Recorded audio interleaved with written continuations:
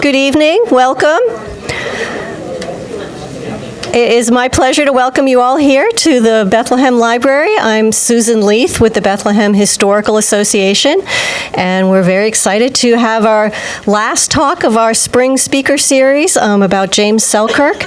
But first, before we get to James, I do have to acknowledge the library, and the Historical Association really appreciates having them as our partners for presenting these programs. So we want to acknowledge them hosting us here, how appreciative we are.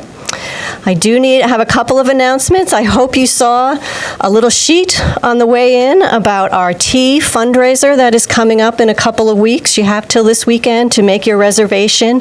Phyllis Chapman will be portraying Nellie Bly, who is a very intrepid journalist. And then you'll also, of course, besides learning about Nellie Bly and the women of the Gilded Age, you will enjoy some tea and some wonderful desserts and a very excellent time. So I hope you do join us for that. I must tell you and remind you that our Cedar Hill Schoolhouse Museum is open Sunday afternoons from 2 to 4 p.m., so you may go there and enjoy lots of local Bethlehem history in our exhibits, and we hope you do take advantage of that. It's about 10 minutes away from here, just on the other side of the town on River Road, so please do come to our Cedar Hill Schoolhouse Museum. And I'm also going to give a shameless plug because I personally am doing some cemetery walks of historic cemeteries in town, and in a couple of weeks we have Bethlehem Cemetery coming up on May the 4th. I will tell you I'm a little disappointed. So Elmwood Cemetery is down on Route 9W. I was going to do it this Saturday, but not enough people signed up, so we had to cancel it. And I know, I'm very sad. That cemetery is filled with Selkirks, and I had so many Selkirk stories to share, but I'm not going to be able to do that. What I am going to do, though, is in the next week or so go explore Bethlehem Cemetery, because I don't know if there's any Selkirks in there. I don't know of any, so I'm going to go find out. And hopefully I can tell you about some Bethlehem Cemetery Selkirks. So without further ado, I'm going to introduce Robb Haberman, who is our speaker this evening. Robb is a historian of early America, who received his doctorate in history from the University of Connecticut. He currently serves as an adjunct assistant professor at Fordham University. His work on politics, media, and memory in Revolutionary Era New York have appeared in several print and online publications, including the New York History, Early American Studies, American periodicals. I had the pleasure of meeting Robb about 2 years ago when I had this memoir of James Selkirk and was looking for a scholar who could take the project on and give it historical context and just, get the word out about James Selkirk. And Robb took the project, has run with it, has some fabulous information to share with all of you tonight. So here is Robb.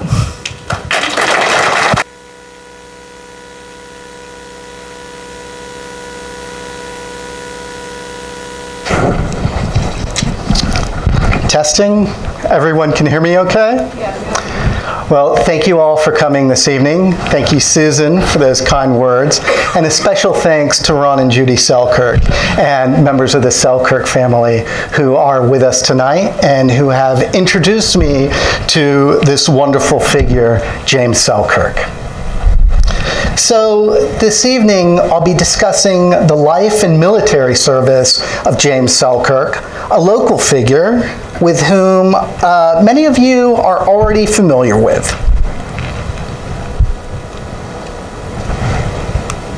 Oops. Oh, let me just try this. Here we go. For centuries, the Selkirk name has been closely intertwined with local history. As witnessed by the blue and yellow state historical marker, James Selkirk started this association when he put down roots here in the 1780s, and his legacy continued strong even after he was laid to eternal rest in a nearby family plot. In his later years, Selkirk took an important step in crafting his own legacy by writing a manuscript memoir that recorded his participation in the Revolutionary War. While my talk focuses on Selkirk's involvement in this conflict and the memoir that he created to document his wartime experiences, I'll be using an array of other materials to investigate Selkirk's life in the period prior to his joining the Continental Army and the decades he spent after the war as a private citizen. My goal this evening is to provide an intimate portrait of Selkirk's service to New York and the new nation during these different periods. His was a lifetime of service, one that commenced in the Revolutionary era and continued into the early Republic. Selkirk's story is well worth telling, not only because it is a unique and compelling personal narrative, but because it also sheds light on the lives of thousands of New York men who shared Selkirk's status as enlisted soldiers and then veterans, and who went through hardships similar and familiar to his own experiences during the Revolutionary War. Since no author or editor took up the pen and wrote down the wartime accounts of these other men, their sacrifices and sufferings are stories that remain largely untold and often forgotten. Yet, the memories of this military community are represented and preserved, albeit indirectly, in the pages of Selkirk's memoir. When viewed from this perspective, we can see how Selkirk's memoir performs a double duty and can be understood as a document written in the service of his country for his countrymen. While the memoir documents in detail Selkirk's military service, it also functions as a collective memorial of sorts for the men of his generation who had served alongside him. In describing the disbanding of the 2nd New York Regiment at war's end, Selkirk eloquently recounted the service and sacrifice of his fellow soldiers. Raw, undisciplined men called into the field of action from their farms and from their shops without arms and other munitions of war. That these very men should be the instruments in the hands of Providence for securing and establishing the freedom and independence, the civil and religious privileges of the United States of America will be a wonder to ages yet unborn. May the present and succeeding generations realize their privileges more than ever, which were purchased for them by their forefathers so dearly. Selkirk continued by recounting the fraternal bonds that formed among the soldiers and the sorrow of parting after years of service together. We were now to take our final farewell of one another. We that had been so long together and suffered so much together from cold, hunger, and nakedness, which were more or less our continual attendants for many years, must at last be separated without indulging the hope of seeing one another any more. The regiment was my home, and the company the family I belonged to. Before delving into Selkirk's memoir and wartime service, let's take a brief look at the major events in his lifetime. Born in the Scottish Lowlands in Kirkcudbrightshire, Selkirk immigrated to New York as a young man and resided north of Albany. He enlisted in the Continental Army in the spring of 1776, and for the duration of the conflict served with 3 different corps: John Nicholson's regiment, James Livingston's 1st Canadian Regiment, and Philip Van Cortlandt's 2nd New York Regiment. Following the war, Selkirk married Elizabeth Henry. The couple settled in Rensselaer Manor, and over the years raised 1 daughter and 8 sons. Near the end of Selkirk's life, Congress passed the Revolutionary War Pension Act in March 1818. Selkirk successfully applied for a federal pension in recognition of his time spent in the Continental Army.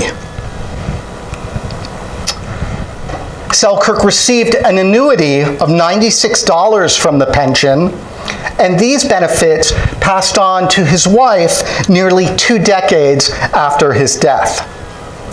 Selkirk's efforts to secure a pension awakened memories of his wartime experiences, and it was at this time that he probably decided to publish his memoir and share these same experiences with a broader audience. Unfortunately, he died in 1820 amid his efforts at publication, and his manuscript memoir was therefore not realized as a work in print. However, if he had been successful in publishing the memoir, James Selkirk would most likely be a household name today. For Selkirk's memoir is exceedingly rare. It is one of the few examples and one of the earliest examples of a first-hand account produced by an enlisted man of his extended service in the Continental Army during the Revolutionary War. Selkirk created his memoir as a faithful record of the drudgery, deprivation, and danger that he and his fellow soldiers faced.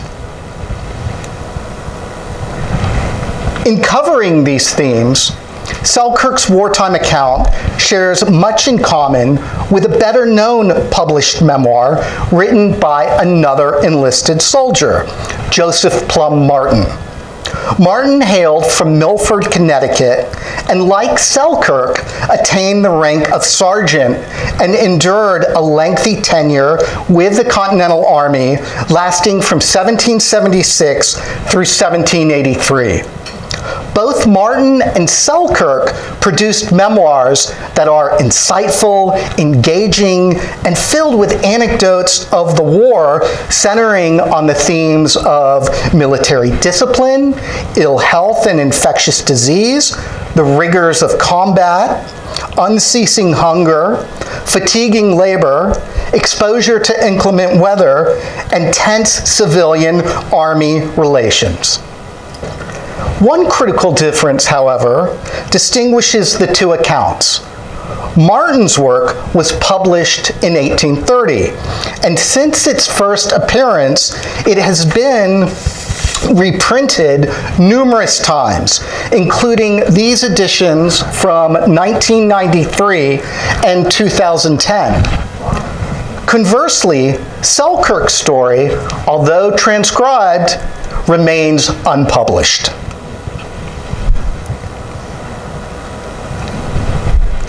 Selkirk's memoir is an unbound and uncovered manuscript containing 242 pages and measuring 6 1/4 inches in width, 7 3/4 inches in height, and 3/4 of an inch in depth.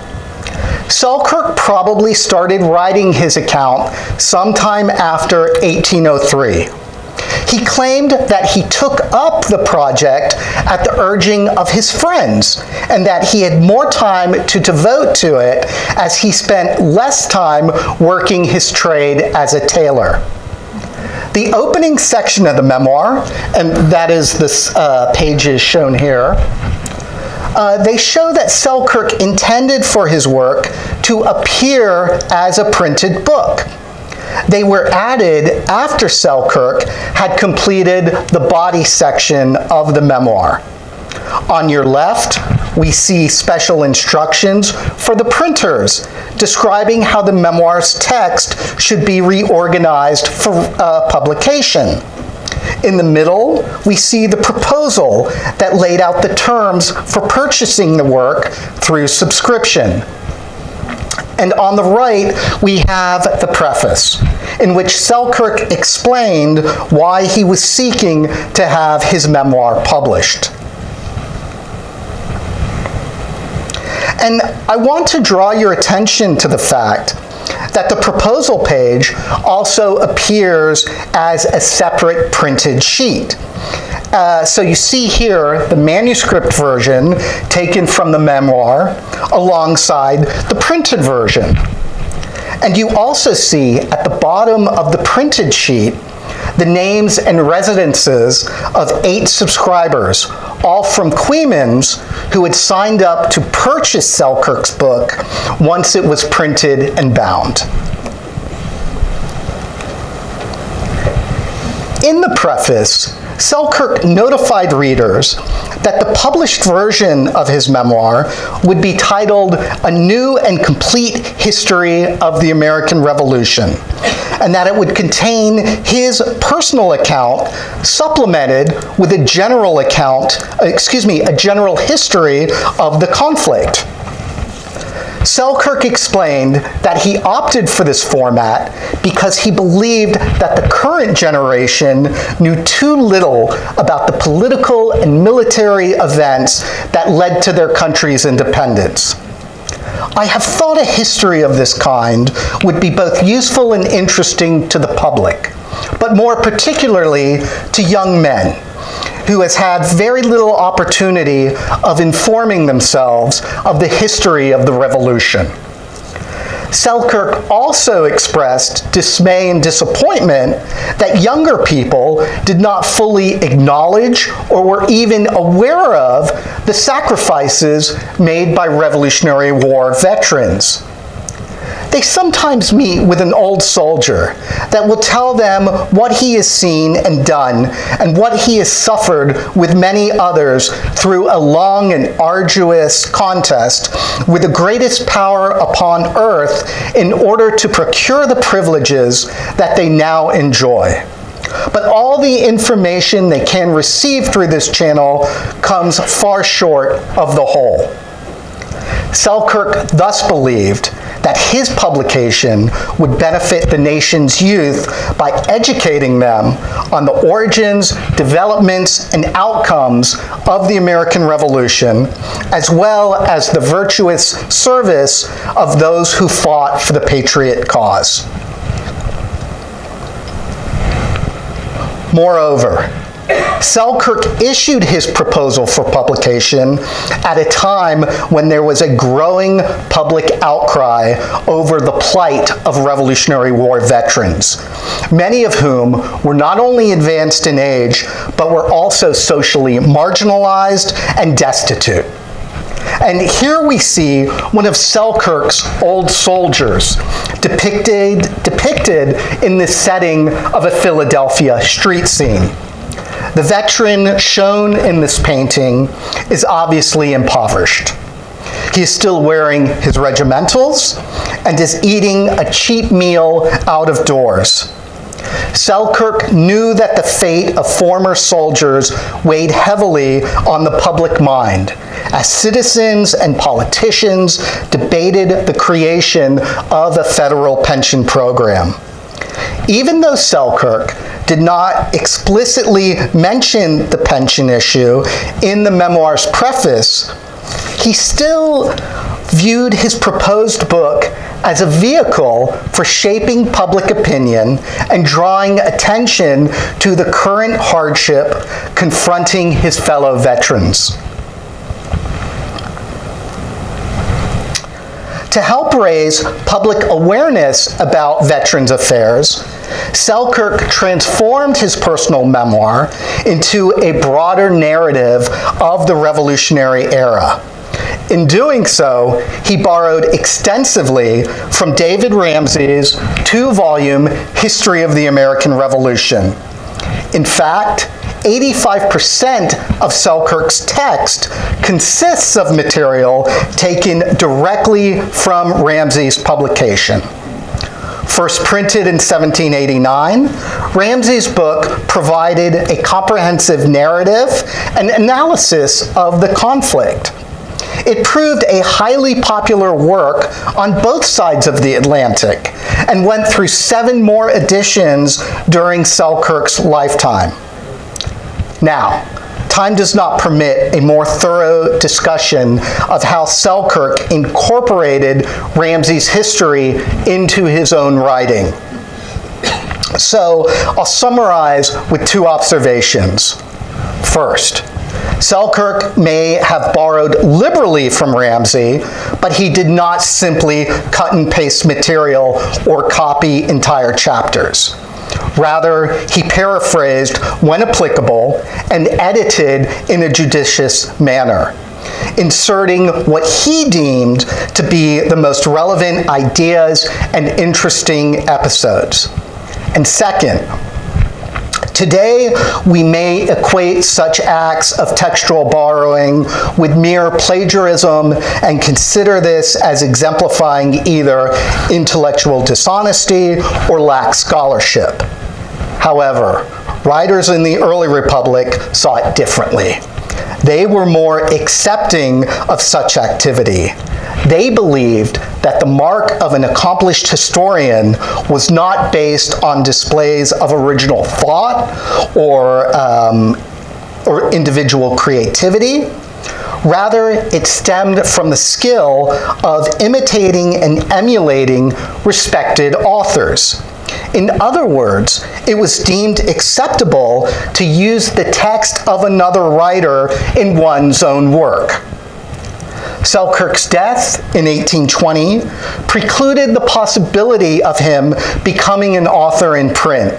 Yet, his skillful textual borrowing and editing practices enabled him to assert his authority as a narrator of revolutionary history, which is a remarkable feat considering his non-elite status. For the remaining time, I'll discuss 3 key episodes from Selkirk's life that receive little to no attention in his memoir, but nonetheless are significant because they highlight that he performed invaluable service throughout the Revolutionary era. The first episode explores his early political commitment to the patriot cause. Now, recall that Selkirk came to New York in July 1774, and that he probably moved around between the areas of Albany and Saratoga, residing in settlements at Galloway and Argyll. Within a year of his arrival, open fighting between patriot militia and the British Army broke out in neighboring Massachusetts on April 19th at Lexington and Concord. 10 days after this engagement at Lexington and Concord, hundreds of residents in New York City gathered in protest at the Merchants Coffee House and formed what was known as the General Association. The protesters met to air their grievances against the British government and affirm their mutual support for the patriot cause. The members of this General Association signed a declaration, a printed copy of which is shown here, stating that they were both greatly alarmed at the avowed design of the ministry to raise a revenue in America and shocked by the bloody scene now acting in the Massachusetts Bay. The signers further pledged to follow the policies and instructions issued by the local committee, the provincial congress, and the Continental Congress. The General Association also served as a vehicle for coordinating resistance efforts throughout the colony of New York. In the weeks and months that followed, patriot leaders circulated the document beyond New York City to other parts of the province, including those towns and villages near Albany and Saratoga.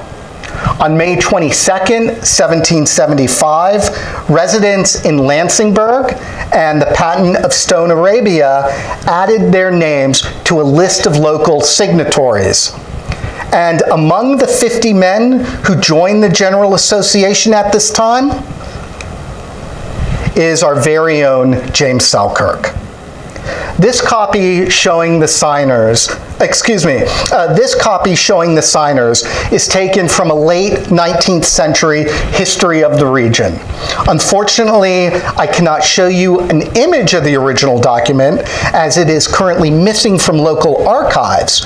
However, the Library of Congress does hold a manuscript copy of Lansingburgh records that include the General Association and its local signers. The Lansingburgh document illuminates an early and important phase of Selkirk's service during the Revolutionary era. Specifically, it shows that his involvement with the patriot movement predated his enlistment in the Continental Army. Moreover, Selkirk's affiliation with the General Association suggests that political motives influenced his later decision to take up arms on behalf of the patriot cause. Most of the other men who signed the Lansingburgh Declaration belonged to the 6th Regiment of Albany County, a local militia unit commanded by Colonel Stephen J. Schuyler. Selkirk, however, did not serve in the Albany County militia during the conflict, opting instead to enlist in Colonel John Nicholson's regiment, which was part of the Continental establishment. He signed up with this unit within a year's time of signing the Lansingburgh Declaration. It comes as little surprise that Selkirk would take this opportunity to serve in the military. After all, he was a teenager who lacked the advantages of either family connections or landed property. To be sure, he would be giving up a large degree of personal freedom, but in exchange, the Army promised him steady work, wages, food, clothing, and accommodations, as well as the possibility of advancement in the ranks. In many ways, he was typical of the young men recruited for the Continental Army. Like most other members of the rank and file, he came from a modest background and had limited economic resources at his disposal. One historian has summarized the social composition of the enlisted men in the Continental Army as follows. Productive citizens preferred service in the local militia outfit, which would normally remain fairly close to home. And the Continentals came substantially from the lower echelons of American society: indentured servants, paid substitutes, farm laborers, unemployed persons, and transients, to say nothing of freed and enslaved persons, people of color, and British deserters. These circumstances have led many scholars to conclude that financial necessity rather than political conviction prompted young men to volunteer for the Continental Army. Yet Selkirk's enlistment tells a different story. Despite his marginalized status, Selkirk's signing of the Lansingburgh Declaration in the previous year indicates that patriotic factors, as much as pecuniary ones, motivated him to become a professional soldier in wartime. Selkirk was 17 years old when the war broke out in April 1775, and he stated in the memoir that he was at that time too young and not yet ready to perform the duties required of a soldier. The following year, he headed north to Fort Ticonderoga to join a newly formed regiment under the command of Colonel John Nicholson. This regiment had been authorized by Congress in January 1776 for the purpose of bolstering Patriot forces serving in the invasion of Canada. Selkirk explained in his memoir that he signed up for a term of 1 year and volunteered at the urging of a captain who commanded a company in Nicholson's regiment. Selkirk had possibly worked for this officer in some capacity beforehand, maybe as a clerk.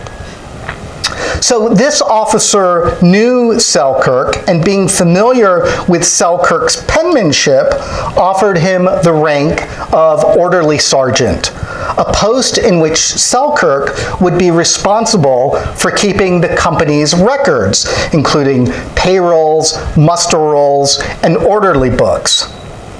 Selkirk remained with this unit until it disbanded in December 1776. At the time, Selkirk was stationed in Albany, and along with many of his comrades, he soon re-enlisted with the 1st Canadian Regiment, a unit that was organized and commanded by Colonel James Livingston. Selkirk related in his memoir that he wanted to leave the Army after his first deployment, but that the regimental quartermaster convinced him to join the 1st Canadians for a period of 3 years. He promised Selkirk the rank and responsibility of quartermaster sergeant. Unfortunately for Selkirk, this quartermaster was soon promoted to lieutenant, and he left Livingston's regiment for service in the artillery. Selkirk managed to temporarily maintain his rank of quartermaster sergeant, but he was mistakenly entered in the regimental rolls for the duration of the war rather than his intended 3-year deployment. Selkirk remained with the 1st Canadians for the following 3 years until this unit was disbanded in late 1780. Along with the other soldiers hailing from New York, Selkirk then transferred into the company of Samuel Treadwell Pell of the 2nd New York Regiment. This regiment, led by Colonel Philip Van Cortlandt, was stationed at the time in the Mohawk Valley. Selkirk fought with the 2nd New York for the remainder of the war until he was mustered out of service at New Windsor in June 1783.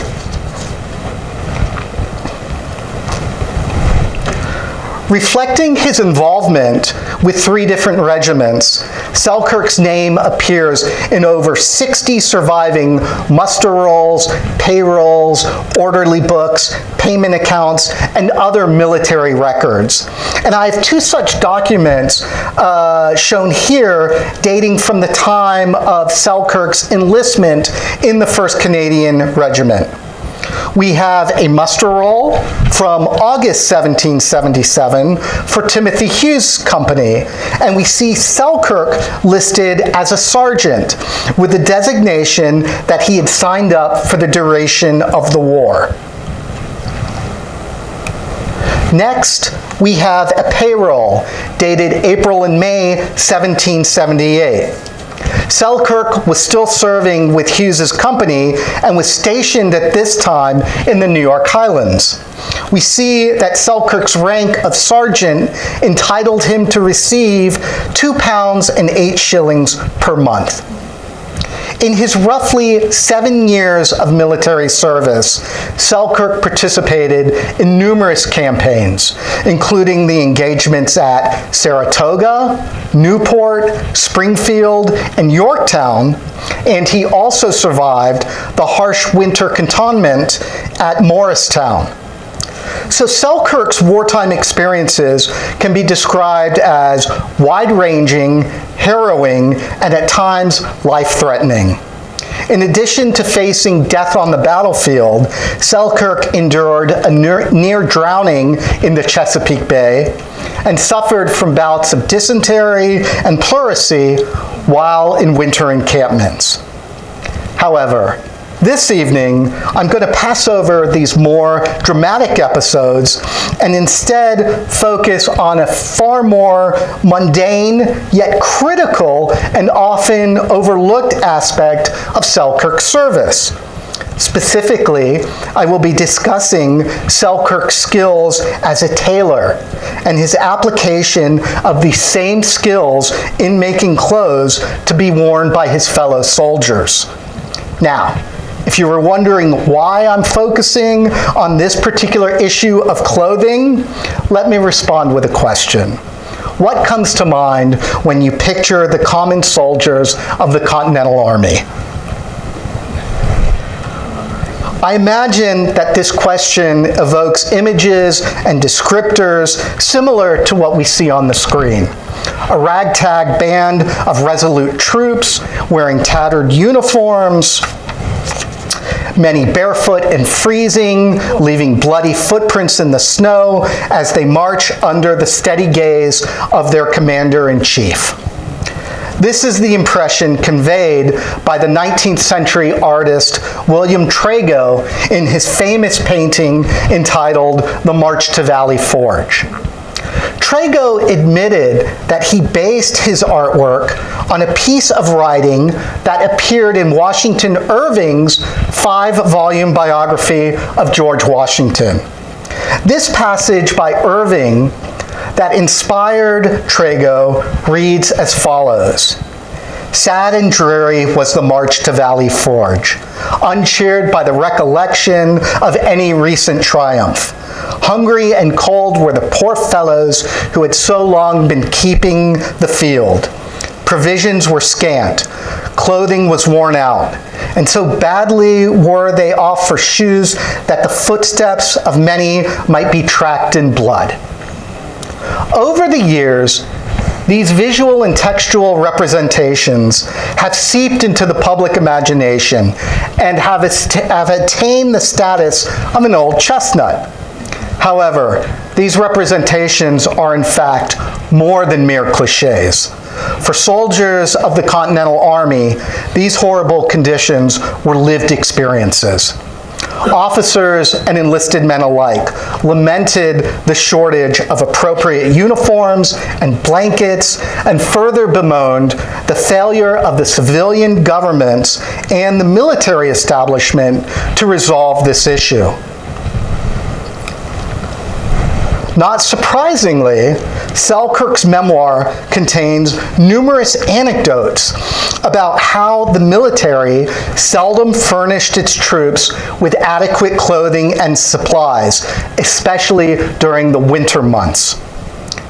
It also comes as little surprise that Selkirk's complaints about insufficient clothing and cold weather occurred chiefly during his years of service with the 1st Canadian Regiment. Now, this unit is referred to as the 1st Canadian because it comprised a corps of Anglo and French Canadians who supported the patriot cause and who fought with the Continental Army during the attempted conquest of Quebec. Due to a shortage of Canadian enlistees, however, the regimental officers had to fill out the ranks by recruiting men from New York and elsewhere. This circumstance proved detrimental to Selkirk and his fellow 1st Canadians. Most Continental units received reinforcements, supplies, and funds from the same states in which they were raised and represented. For instance, Governor George Clinton and New York officials saw to the needs of the units that comprised the New York Continental Line. Conversely, the 1st Canadian Regiment existed in an orphan-like status, as it lacked any such state affiliation. Consequently, the 1st Canadians had to make do without the steady support of a parent state and provisioning them with equipment, foodstuffs, and of course, clothing supplies. Selkirk recorded the disappointment that he and the other new recruits felt when they found that the uniforms issued to them were very slight and poorly made. Adding insult to injury, the men resented the Army regulation, stating that the cost of additional clothing would be deducted from their monthly wages. The following year, in December 1777, while George Washington and the main army marched to their winter quarters at Valley Forge, Selkirk and the 1st Canadians spent their winter stationed farther north in Johnstown, New York. There, they underwent hardships similar to those endured by the troops at Valley Forge. In his memoir, Selkirk noted that the frigid weather in Johnstown was made worse by a broken supply chain. We frequently suffered for want of clothes, and particularly shoes, and the commissary store was often empty of provisions. His brief remarks on the situation paint their own portrait of needless misery and deprivation. 2 years later, Selkirk and the 1st Canadians faced even worse conditions when they wintered with the main army in Morristown, New Jersey. Selkirk's memoir tells of such hardships as living in tents while men in other regiments were quartered in wooden huts. Moreover, Selkirk related that due to the scarcity of food, starving soldiers were so desperate that they dug up the frozen remains of cattle that had been butchered months earlier and then made a broth from the heated entrails and bones. Selkirk summarized his experience in Morristown as follows. We suffered more this winter with cold, hunger, and nakedness than ever we experienced before. I will attempt to give my reader a faint idea of it. I need scarcely remind you that we lay in tents in a very deep snow, very poorly clothed, and but few old blankets to cover us. Military clothing, however, had an important function beyond providing warmth and comfort. Military clothing was in fact what I term material morale. Like the regimental flags that they carried on the march and in battle, the troops viewed their uniforms as important symbols of unit identity and cohesion. We gain a better sense of how these items instilled pride through these images. A flag of the 3rd New York Regiment and an enlisted man who served in the same corps. The flag is an late 18th century reproduction of one that was presented to the men of the 3rd New York in 1777 by their commander, Peter Gansevoort. A regimental flag such as this one symbolized the collective honor and reputation of those serving in the unit.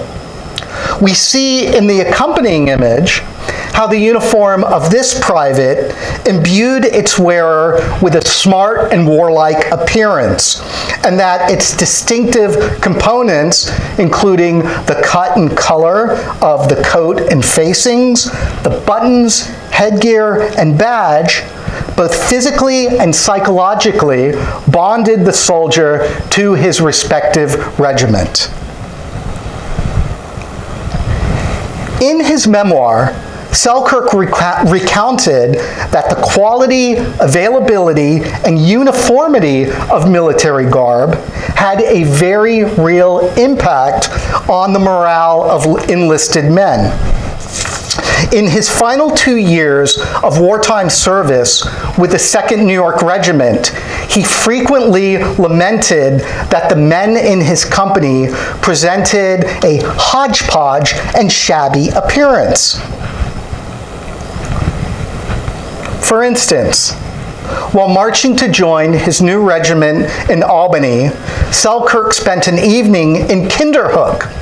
While there, he felt ashamed that he and his fellow men made such a poor spectacle in public. And he also felt indignation that the town residents treated the troops in a disdainful manner. They appeared to look on us as a species of creatures far below their dignity. Our clothes were poor and shoes near worn out. Our feet blistered and our appearance was contemptible in their sight.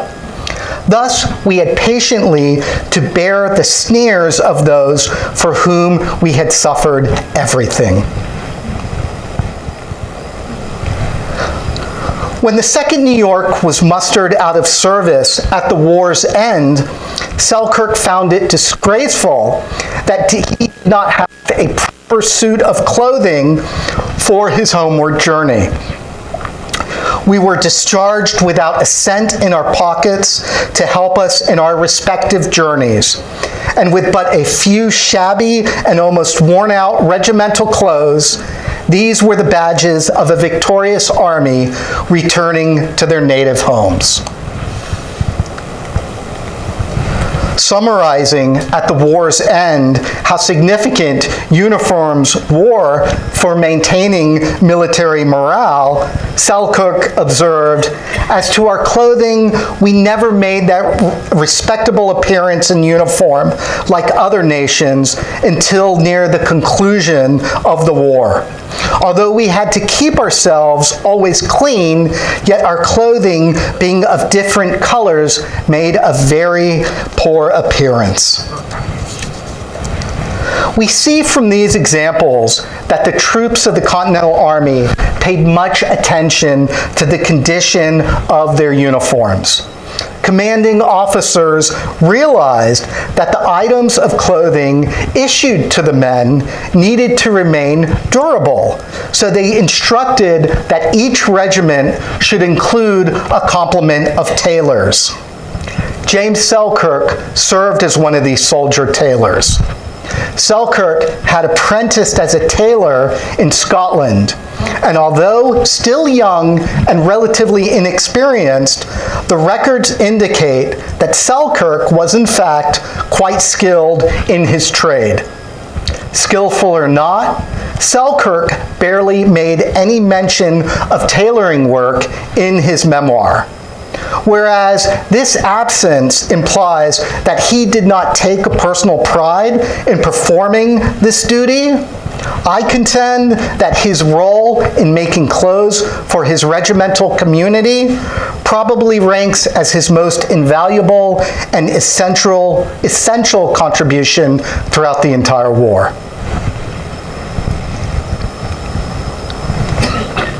The episode where Selkirk labored as a tailor unfolded in January 1782, when the 2nd New York was stationed during the winter in Pompton, New Jersey. At this time, the regiment experienced a pleasant surprise when each soldier was issued a new set of clothes taken from captured British supplies. Selkirk recorded this happy occasion in his memoir. "We got complete uniforms for the first time from the British clothing that was taken at Yorktown. The facings were taken off and the coats colored brown and made up again with yellow facings with white waistcoat and pantaloon, making a very good appearance." Selkirk was correct in stating that these items were spoils of war taken from British forces. However, he was mistaken in claiming that all of the material came into Patriot hands after the successful siege of Yorktown the previous October. In actuality, much of this clothing was captured much earlier, in August 1780, during a naval engagement that occurred off the coast of Portugal. In this battle, depicted on the screen, a massive British convoy transporting military supplies to the West Indies and the East Indies surrendered to a combined Spanish and French fleet commanded by Admiral Luis Cordoba. It proved good fortune that at this time, the American statesman John Jay was on a diplomatic mission in Spain seeking support for the patriot cause. Jay negotiated with Spanish officials and thereby secured the captured clothing for use by the Continental Army. In the spring of 1781, The clothing was loaded on 4 vessels and shipped from Cadiz, Spain, to the port of Boston. From Boston, it was sent overland to Philadelphia, and from there, the clothes were delivered to various Continental units, including the 2nd New York Regiment in Pompton. The shipment of clothing issued to Selkirk and his fellow soldiers consisted of coats, breeches, and hats that were originally intended for their enemy. The famed British red coats, however, were no longer red. To avoid confusion and mistaken identity on the battlefield, the coats had been dyed and now sported a brown color. And here we see a sergeant of light infantry from either the New York or New Jersey line wearing one of these dyed brown coats. In addition to receiving new coats, breeches, and hats, the 2nd New York Regiment was also furnished with linen overalls that were most likely taken from the British stores in Yorktown, Virginia. Overalls, sometimes referred to as gaiter trousers, were lengthy legwear that proved particularly useful in dense fields, heavy underbrush, and marshy terrain. The soldier depicted in this image is wearing overalls, as they provided a degree of protection from the elements, from biting and stinging insects, from nettles and briars, and other pricklies that soldiers encountered while on campaign. Before the overalls could be distributed to the troops stationed in Pompton, they first had to be taken apart and reassembled according to specification. These duties fell upon,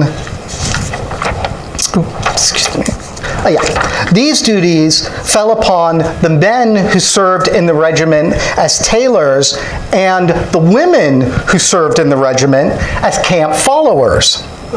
Selkirk was specifically tasked with cutting out patterns of the different components that made up the overalls. Major Nicholas Fish, who kept the orderly book for the 2nd New York Regiment, recorded the following on 11 January 1782.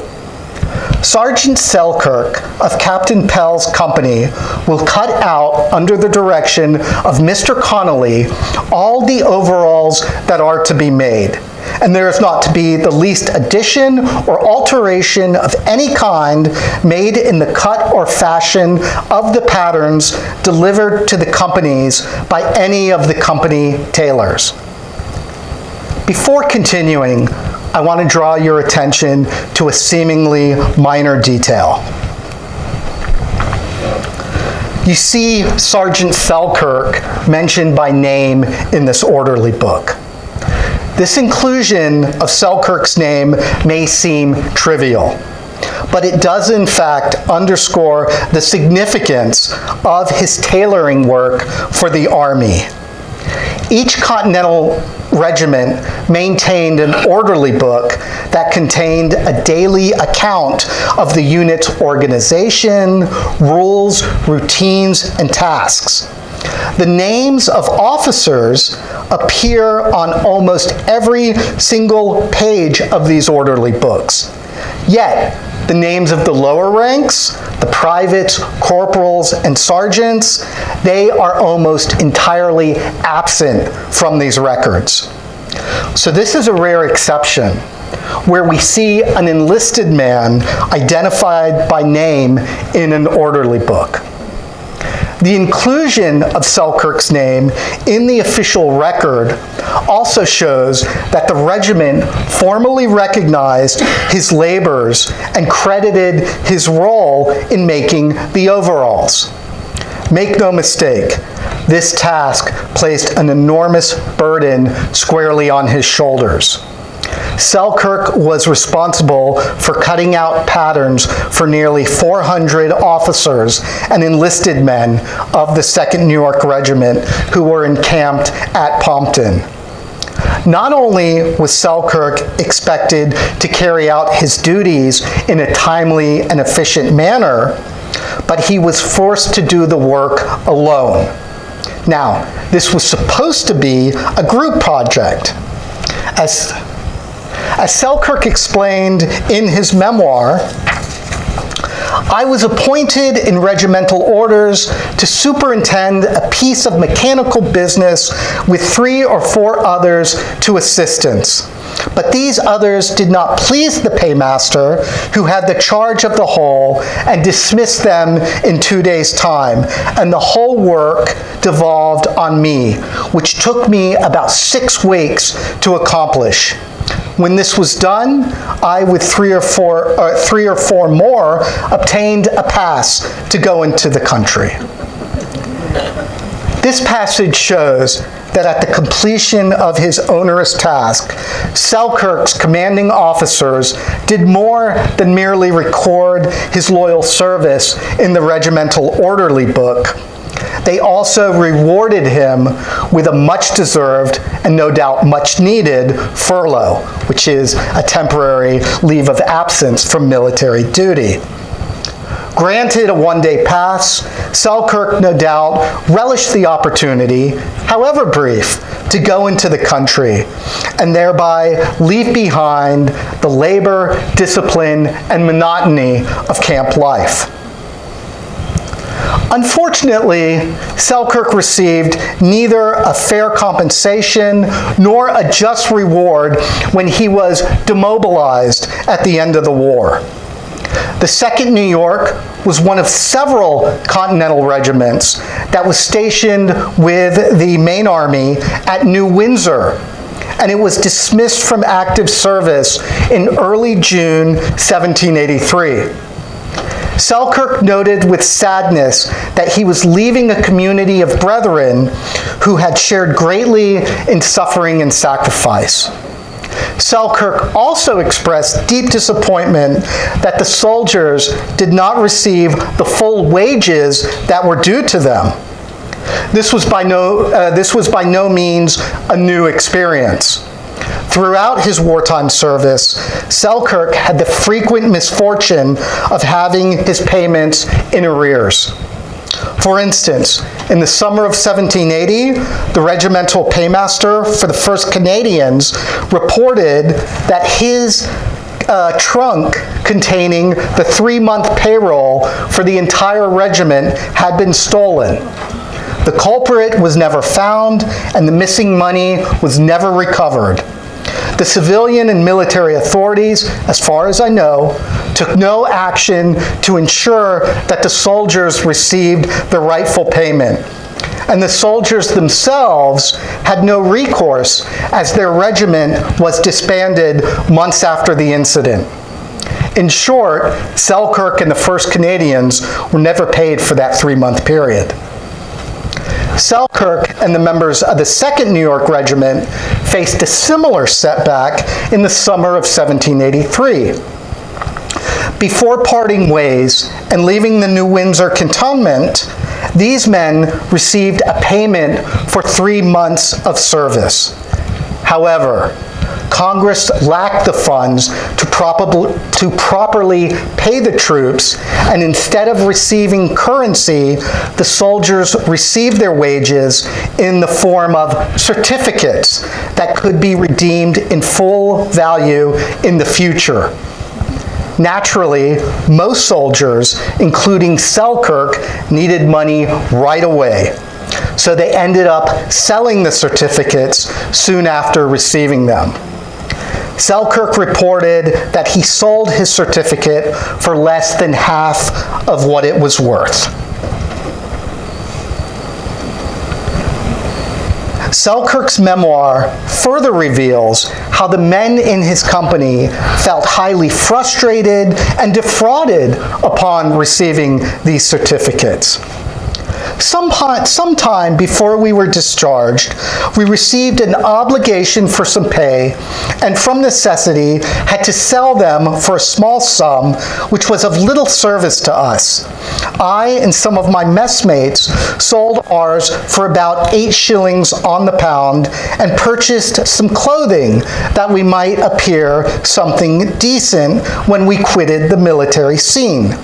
And all the obligations we received for pay and arrears of pay we had from necessity to sell in like manner. Greedy speculators stood ready to purchase the hard earnings of the wayward soldiers for almost nothing. I have seen these obligations sold for 1 shilling and 6 to 4 shillings on the pound.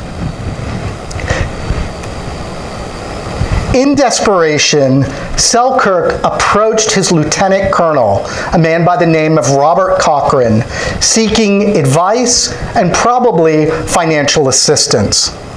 Although not explicitly stated, Selkirk most likely spoke with his senior officer with the intent of securing a personal loan or monetary gift. Selkirk described their exchange as follows. Just before I left the ground, I went to talk with our lieutenant colonel, remarking to him that this was the worst of usage after all we had done and suffered for 7 successive years. We must now go home without a cent and unrewarded for our services. His answer was, "Sergeant, you are much better off than I am. You are single and has none to care for but yourself, and can easy get along. But I am fettered with my family, and how to get them home I know not, for I have no money more than you have." I saw his situation as far worse than mine. I bid him farewell and never saw him more. For their years of faithful service, Selkirk and his comrades received an additional gratuity in the form of a land bounty. State legislators passed a series of bills conferring land bounties to soldiers as an incentive to attract more recruits and fill out the ranks of the New York line. Military rank determined the amount of land granted to each soldier. As a non-commissioned officer, Selkirk was entitled to 600 acres. The land bounties were situated in Haudenosaunee territory, and New York State acquired ownership following negotiations with the Cayuga and Onondaga nations.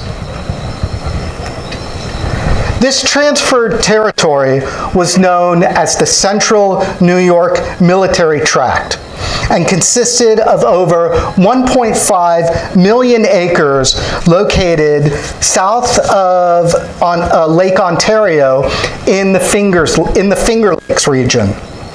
The state government then had the military tract surveyed and organized into 25 and later 28 townships, with each township containing 100 lots and each lot containing 600 acres. Blind balloting for individual lots in the military tract commenced in July 1790. When the balloting took place on July 8th, James Selkirk's name was drawn and was matched with lot number 56 in township number 18, known as the Lock Township. We see on the left Selkirk's name and his allotment of 600 acres. And on the right, we see the letter patent granting him title to the land bounty. Here, we have more maps showing the stakes of the land awarded to Selkirk for his wartime service. On the left, we see where Lock Township is situated within the Central New York Military Tract. That is right here. And on the right, we see the layout of Locke Township, which was organized on a grid pattern. Selkirk was granted lot number 56, which is shaded in light green. The location of lot 56 coincides with modern-day Groton. And you'll notice that this tract contained many rivers, which was good for Selkirk, as the presence of such waterways increased the property value.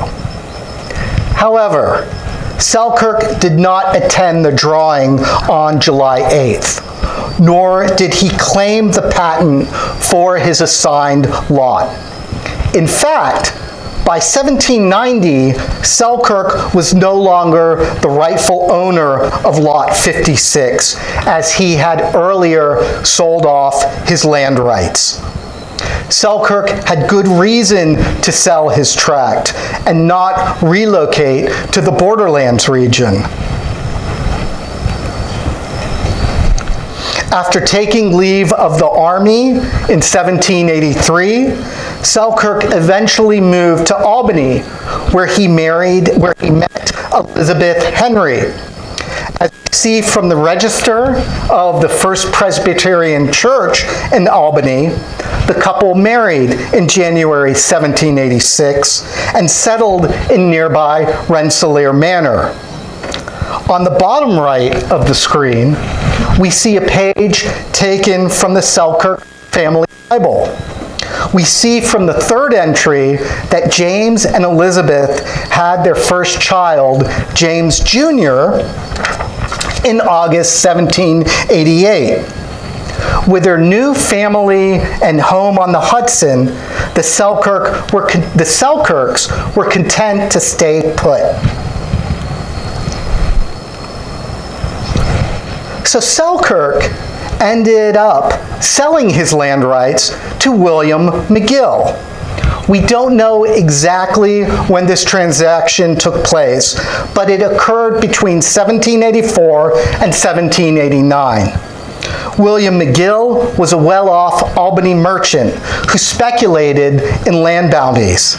In addition to buying Selkirk's tract, McGill purchased the land bounties that were granted to 3 other soldiers, one of whom served alongside Selkirk in the 2nd New York Regiment, and 2 from the 1st New York Regiment. Selkirk noted in his pension application that after selling his land bounty to McGill, he then gave McGill his own discharge papers as proof of ownership. And here we see a copy of Selkirk's discharge papers. And by the way, we have a copy here on the table if you'd like to look at this closer after the presentation. So these discharge papers were issued on June 7th, 1783, and were signed by His Excellency George Washington. And that is highlighted in the middle in the light green.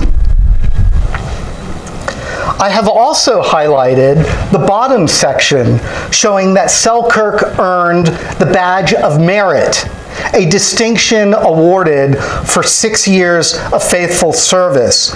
And here it is signed by his regimental commander, Colonel Philip Van Cortlandt. As mentioned, Selkirk gave his discharge papers temporarily to William McGill, so that McGill would have proof that Selkirk's land title had been transferred to him. On the left, we see Selkirk's pension papers. And in addition to Selkirk's swirly signature at the bottom right, we see in the middle of the document Selkirk's notice that the papers had been lent to McGill for this purpose. And on the right, we see the discharge papers of another soldier from the 2nd New York Regiment. This is Private John Hall. Like Selkirk, Hall was entitled to a land bounty of 600 acres. Hall sold his land rights in March 1784 to James Hamilton, and in doing so, transformed his discharge papers into a form of title that he temporarily gave to Hamilton as proof of purchase. Here on the back of Hall's discharge, we see that a clerk has written an official statement transferring Hall's title to Hamilton. The examples of Selkirk and Hall selling their land rights signified a broader trend in post-revolutionary New York. It became standard practice that enlisted soldiers almost always sold their 600 acres to wealthier and well-connected individuals. Many of these sales occurred years before the land bounties were formally divvied up in July 1790. Scholars estimate that fewer than 10% of the enlisted men who were granted land bounties went on to claim their titles and settle on their properties in the military tract. The vast majority of soldiers simply needed ready cash, and therefore sold off the land bounties at a fraction of what they were worth. Now, in contrast to the rank-and-file soldiers, the individuals who bought the land rights tended to be better off civilian speculators, private agents who worked for land companies and large landholders, or military officers who purchased the land rights from the troops serving under them. For example, Philip Van Cortlandt, who commanded the 2nd New York Regiment, amassed over 30,000 acres of land bounties. He paid, on average, only 24 cents per acre. And Nicholas Fish, who served as a major in the 2nd New York, he bought up land rights from 10 different New Yorkers. Whereas men like Van Cortlandt, Fish, and McGill usually profited from their various land investments and transactions, they did so at the expense of the lower ranks. That is to say, at the expense of men like James Selkirk and John Hall. Selkirk and Hall received the short end of the stick, as financial necessity forced them to sell their lots far below their market value. Like the payment certificates that the soldiers received in the final days of the war, these land bounties proved to be poor compensation for the hardships endured during the years of military service. So, to summarize, we see how the memoir of James Selkirk is a remarkable document that illuminates different facets of his life during the Revolutionary period. When read alongside other primary sources, we gain a better understanding of how Selkirk's political leaning influenced his decision to join the Continental Army, how his civilian trade as a tailor proved invaluable to his regiment's morale and health, and how the government consistently failed to adequately compensate him for his military service. This evening, I've discussed 3 distinct episodes of Selkirk's army life. Needless to say, dozens more of these events are described in his memoir. Yet Selkirk's memoir, although highly personal, does not only belong to him. In relating the myriad anecdotes and episodes that comprise his wartime experiences, Selkirk was recalling past events that were shared by thousands of other New York men who, like him, had sacrificed much for the cause of American independence. Selkirk knew this and acknowledged their contributions in his writing.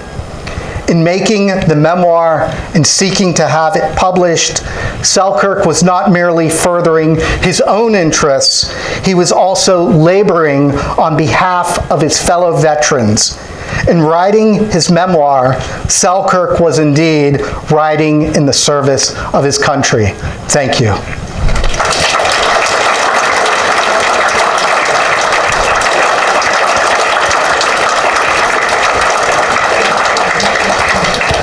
We have time for questions and comments? Yes, absolutely. Excellent. Thank you. Any questions for Rob? How do we get Selkirk then if he sold off if he sold it off, how do we get Selkirk then? If he sold off his land bounties? Yeah. Oh, how do you get it back? How would it be get? Well, we can start by going to Onondaga County, where they have some of the records of these transactions housed. But they were seen as legal and valid transactions at the time. And as mentioned, I mean, that was common. Very few of the rank and file soldiers actually were able to hold on to their land bounties. They simply needed the ready cash to go on with their lives. Please, sir. Were there other Selkirks that came over, or is the entire family line coming from John? At this time, in 1774, he came on his own as a young man.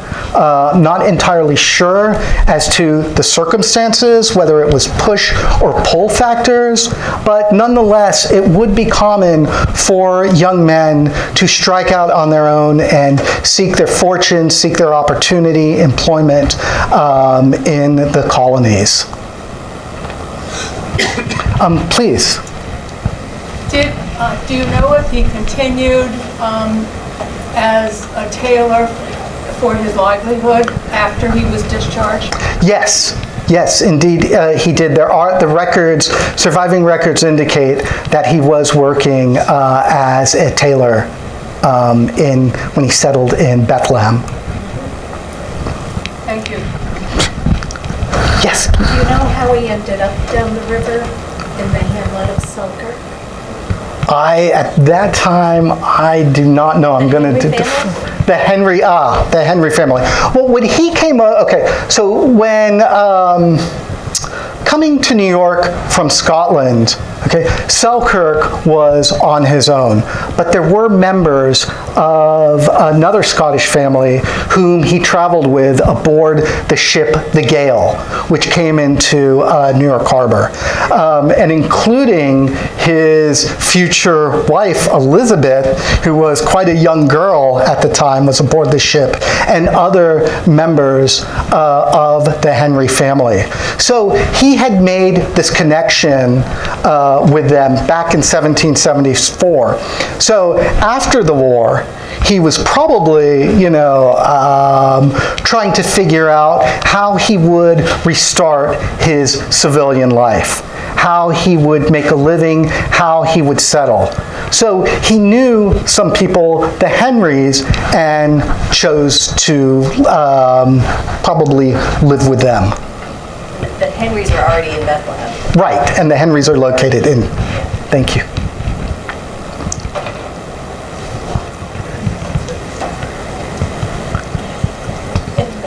Any? Oh, I'm sorry, please. Would the current Selkirks mind if you met them?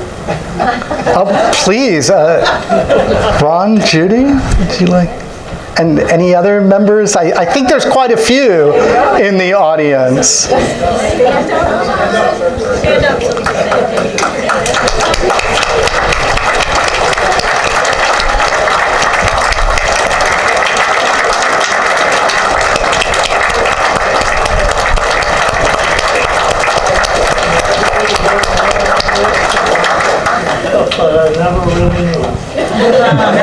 And I will say, y'all might know me as I was Bethlehem's town historian for many years. And Ron, I think, I maybe had known him a few months. Probably the second time he met me, he said, "Do you know about James Selkirk?"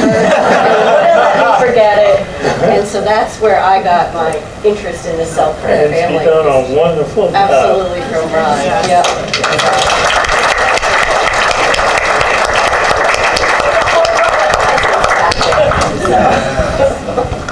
Please. Who in the Selkirk family had the manuscript? That is. Sandy Klossner, who lives in Rochester, New York, is in possession of the memoir right now. She is, I'd have to go back. She's definitely related to Ron. I have a little family tree up here if you want to know the exact, but she's a cousin and it descended through that. It was handed down through her branch of the family. And Have been talking with her about possibly donating it to like the New York State Library or something like that to make it, more accessible as a thing. But yeah, it's sitting out there in Rochester. And if I can add to that, it is also remarkable, and I'm so incredibly grateful as not just working on the project, but as a historian, that the Selkirk family maintained this manuscript, did not throw it out over the years, but kept it with the family over these generations. Again, it is such an incredibly invaluable and informative document regarding the wartime service of James Selkirk. Please. I was wondering about, he was stationed at West Point, and apparently Benedict Arnold went up the river. Yep. I was wondering if maybe you could elaborate on that. Yeah, so there was, as we know, the famous story of Benedict Arnold, the hero of Saratoga, the patriot general who conducted such incredibly brave and personally courageous actions throughout the war and exhibited great leadership as a military commander, we know for various reasons ended up betraying the patriot cause.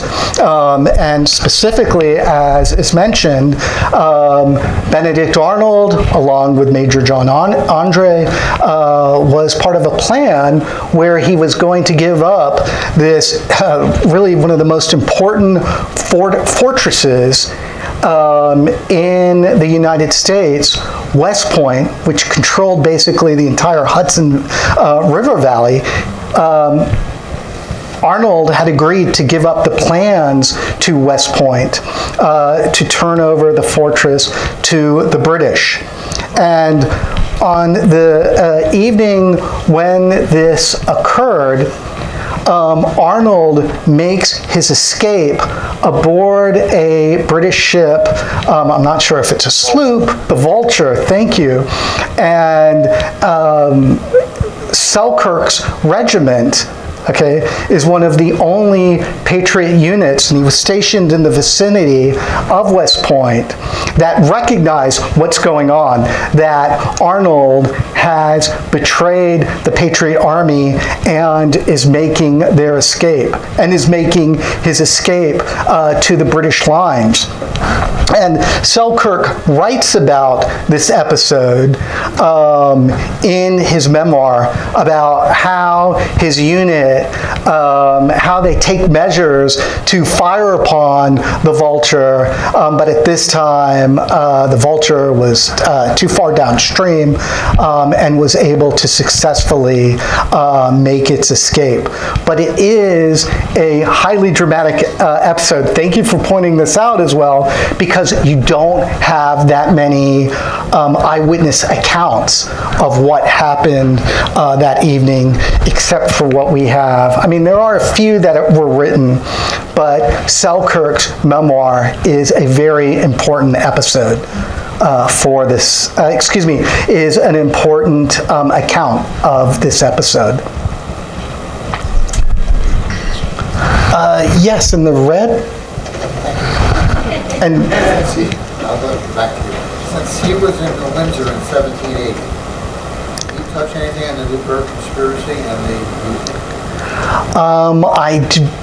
do not recall. I don't think that he specifically mentioned that. Now, Selkirk, let's not forget, was also using David Ramsey's official history in his memoir.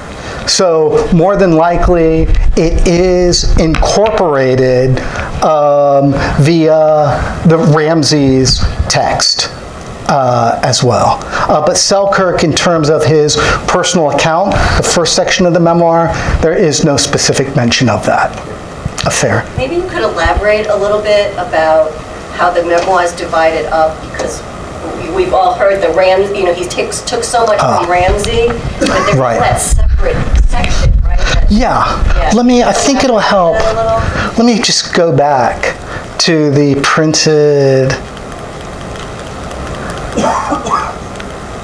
because the printed sheet actually describes how the memoir was organized. Just bear with me here a moment. Okay, we're getting close. Okay, so Selkirk's memoir, as originally written, incorporated his personal account. And then he incorporated Ramsey text. In seeking to have the memoir published, it was going to be under this title, A New and Complete History of the American Revolution. And you can see it says in 3 parts. Okay, so the first part would largely comprise of Selkirk's own personal experience. He does, in the first section, he does include some of the Ramsey text, but it's interesting because in this first section, when discussing the battles of Saratoga and Yorktown, in which Selkirk participated in, he not only provided this view from the ground of what he personally experienced, but he also incorporated some of Ramsey's text to give readers a bird's eye view of the battlefield, so they could have a broad context and understanding of these engagements. Now, in the latter 2 sections, focusing on the origins of the dispute with Britain, and then looking at the outbreak of war and the progress of war until the year 1782, Selkirk largely relied on Ramsey's text. But again, make no mistake, this was not simply a cut and paste job. Okay, Selkirk was choosing what material to use from Ramsey. And he was editing out any sections that he deemed insignificant or unimportant. And then section 3, which also is largely taken from Ramsey, this includes the discharge of the American Army at New Windsor, and then it goes through into the peacetime transition, looking at the adoption and ratification of the Constitution, Washington's presidency, and farewell address. And again, this section, like the second one, is largely taken from Ramsey, but it's not by any means a facsimile. Again, Selkirk is making his own decisions about how to incorporate this material, and he's making some revisions. Okay? Please. How do you know it was Ramsey that he was taking from? Is it because you are a scholar of revolutionary writing and just know Ramsey, or does he say, I took Ramsey and paraphrased? Good question. He never gives attribution to Ramsey. But what I did is I looked at almost all of the histories that were written in Britain and in the United States in the post-revolutionary era.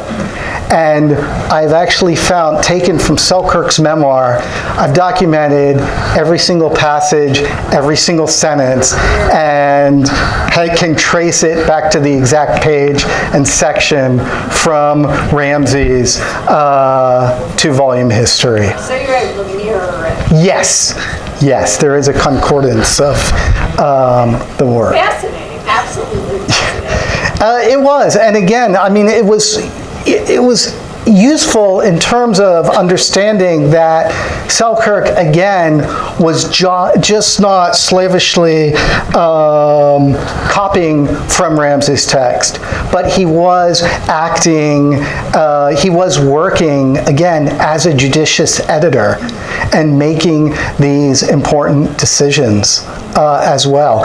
And Ramsay's history as well, I mean, Selkirk, if he was borrowing text, he was borrowing text from the best. Ramsay's text was very well received, highly popular, found on private bookshelves as well as libraries on both sides of the Atlantic Ocean. How much time have you spent on this? It's like a huge project. How many pages did you say his memoir? The memoir was 242 pages. That has been completely transcribed. Plus, I'm very far into the annotation as well. And the annotation is focusing mostly on Selkirk's this first section of his own account. But at the same time, it's interesting to study, I mean, especially this modest tailor who, he's not a commanding general. He wasn't even an officer during the Revolution. He's only a sergeant. And yet he decides he's one of the first enlisted men to write his memoirs. Not just write his own personal memoirs, but also enlarge them, expand them out into a general history of the American Revolution. And I think that, and he seeks to have it published as well. I mean, to me, that is worthy of investigation and explanation as well. As his military service too. And I think, and I hope this came across, that his role as author and editor is deeply intertwined with his status as a veteran. That he's seeking to rightfully gain his pension, but he's also interested in the welfare of the other veterans like him. He wants to shed light on their experience, on their current plight as well. Please, in the back. Yes, ma'am. Is there any initiative to raise funds to have this published at long last? That is being undertaken right now, yes. My goal in undertaking this edition of Selkirk is to have it published in letterpress as a printed volume, and also eventually to make this available online. Too. And I'm interested in the digital representation as well, because that way I can also be able to show an interactive map and timeline showing where Selkirk served and his various movements throughout the war as well. He covered thousands of miles in his years as a soldier. I haven't heard from, yes, please, sir. I was just wondering how common was his level of literacy at that time? Good question.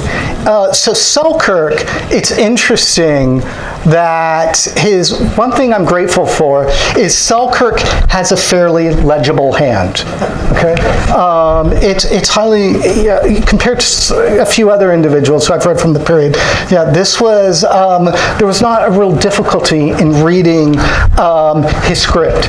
It was a bit a difficulty because there is not standard. There's almost no punctuation, which in the transcribed version I will have to incorporate at the end of sentences. There was no standard spelling or capitalization either. But that was actually quite common in terms of practices regarding literacy of the time. And for the most part, Okay, I would say that looking at white adult males living in the Northeast in the Revolutionary and post-Revolutionary era, that you would have relatively high rates of literacy, both in terms of the ability to read as well as and write as well. Now, having said that, when looking over pension applications from soldiers who had served in the same regiment as Selkirk, I see that in some cases, maybe, and again, this is a very rough estimate, maybe 10 to 20%, I see these veterans are signing their names with a mark, meaning that they are not literate. But I would say that the overwhelming majority of white men at this time of Selkirk's age would be literate, but of course that would be, we also have to take into account status of wealth as well, and education and social prominence. That those on the higher end making more money would have higher levels of literacy.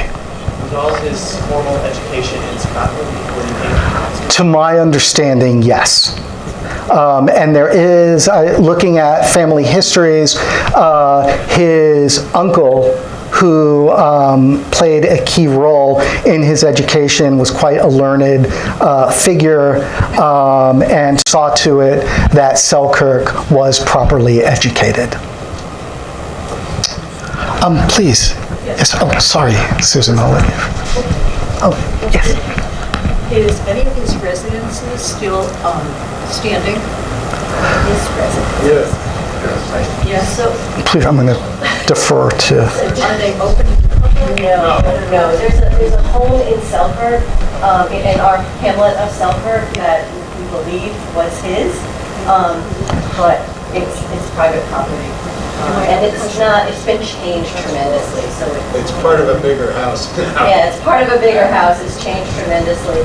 The Selkirk family had many acres in the hamlet, and it got divided up between various sons of James and Elizabeth, and then the railroad came through, and that divided it, and then the highway came through, and that divided it, so that's it. Ongoing, yeah. My other question is there any kind of commemoration of him in Selkirk currently? There's a marker, there's a historic marker. If there's no town celebration of him or anything like that? Particularly. We're hoping when the book comes out that we'll have a big party. Hear, hear. One more question, then we probably do need to wrap up. Understood. Be done by quarter of, so. Yeah, it's you, Chris. Now, you borrowed from Ramsey, so what percentage of what he borrowed from Ramsey was part of his service that he did?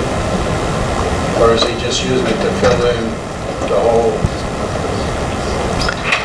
Well, he is heavily dependent on Ramsey in terms of he's expanding the scope of his work from just being a personal account into a general history of the war and also post-revolutionary era. But I will say this much as well, it's interesting that he's taking sections from Ramsey that are all over the place as well. Again, it's not just page by page. He has thoroughly read Ramsey, and he must have made copious notes about where this material would be incorporated into his history. So you didn't necessarily live all those parts that he had from Ramsey? Correct.